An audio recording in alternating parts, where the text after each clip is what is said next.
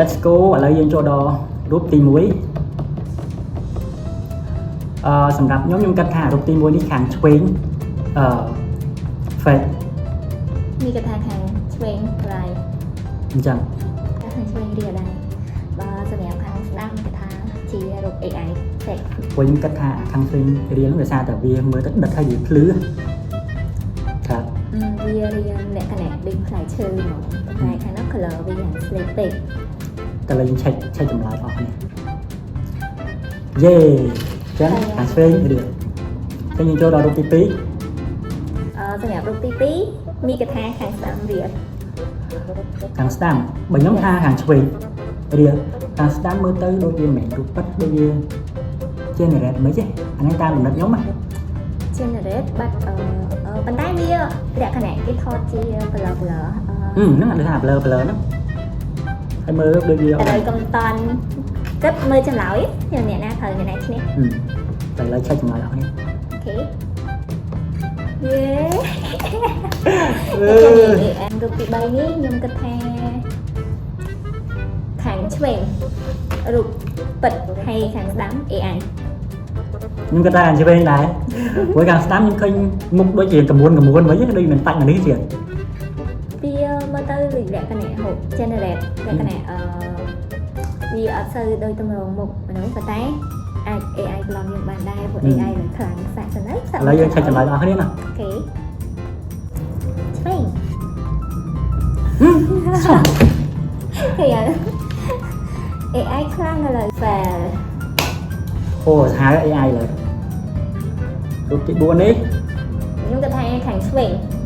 ខ្ញុំគិតថាខាងស្ដាំព្រោះខាងឆ្វេងវាលក្ខណៈផ្សែងវាមក clear ហើយវាមើលទៅដើមឈើវាមើលដូចធម្មជាតិជាងខាងឆ្វេងហ៎បើដែរគិតថាមិនដែរខ្ញុំគិតថាខាងស្ដាំវាបាក់ផែតែគ្នាយើងបាក់បែងចែប៉ុន្តែខាងស្ដាំវាច្បាស់ហើយលក្ខណៈមើលទៅពេលខ្លះគេថតឡើងមាន app ដែរមីគិត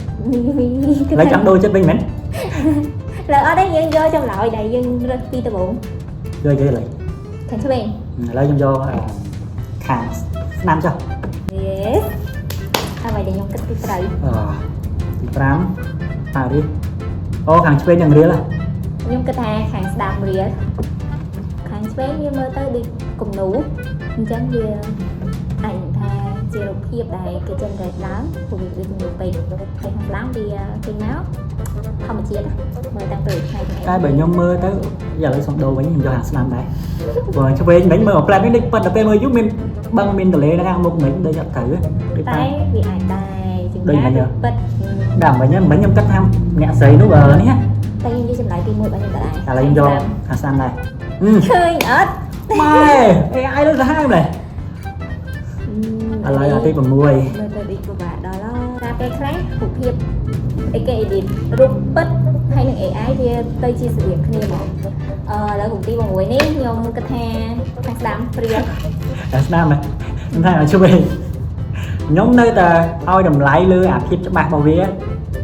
ព្រោះអាខាងមុខស្លេកដែរនេះអត់មើលត្រីត្រោតត្រីសាម៉ុនអត់ហេត្រីសាម៉ុននេះស្លេកនេះរបស់ពិតចូលចិត្តចម្លើយទី1របស់ខ្ញុំចូលចិត្តទេអញ្ចឹងខ្ញុំយកខាងឆ្វេងអញ្ចឹងត្រោតហ្នឹងហេគេអត់ឆ្វេងខ្ញុំឆ្លាតខ្ញុំឆ្លាតចាទី7នេះខ្ញុំគិតថាខាងស្ដាំរៀលមីសូគឺថាខាងស្ដាំដែរខាងស្ដាំរៀលបើតែខាងស្ដាំរៀលដូចរៀលបើខ្ញុំវិញខ្ញុំមើលខាងស្ដាំរៀលដោយសារខ្ញុំមើលអាសាច់មនុស្សខាងស្ដាំដូចវាអត់កមូនណាមីមើលដោយសារនេះខ្សែកាតរបស់គាត់ណាខាងស្ដាំវាអត់រៀបរយទេតែបើខាងឆ្វេងរៀបរយពេកខ្ញុំគិតថាមែនអាចចំណុចហ្នឹងក៏នេះដែររូបថតពេលខ្លះទៅយើងអាចបានរៀបរយទាំងអស់ហើយឃើញអត់យើងអាចនេះបានវាតម្លៃចឹងអាទី8នេះខ្ញុំគិតថាខាងឆ្វេងរៀលខ្ញុំគិតដូចគ្នាព្រោះវាច្បាស់ជាងហើយគិតថាវារៀលហើយបើខាងស្ដាំនោះ វាប្លឺប្រហែលជាគេអាចនឹង generate មកអត់សូវបានល្អព្រោះខ្ញុំចំណាំធ្វើរូប generate ចឹងដែរ chẳng chay ở trên mình này chay chat GPT đây nè យើងមានរបស់ហើយយើងត្រូវតែប្រើ ok សម័យនេះបើយើងអត់ប្រើ chat GPT ទេអត់តទេគេអាច ត្រូវ ចឹងខ្ញុំត្រូវយកចម្លើយវាស្លៀងណាមួយណានេះខ្ញុំយកឆ្វេងចឹងឆ្វេងជាចម្លើយត្រឹមត្រូវទៅយកចេះមិញ ខ្ញុំឆ្វេង ឆ្វេងណាគេអត់ម៉ែឡើងដូចគ្នាហើយនេះចឹងអាទី9នេះ គិត ខាងស្ដាំ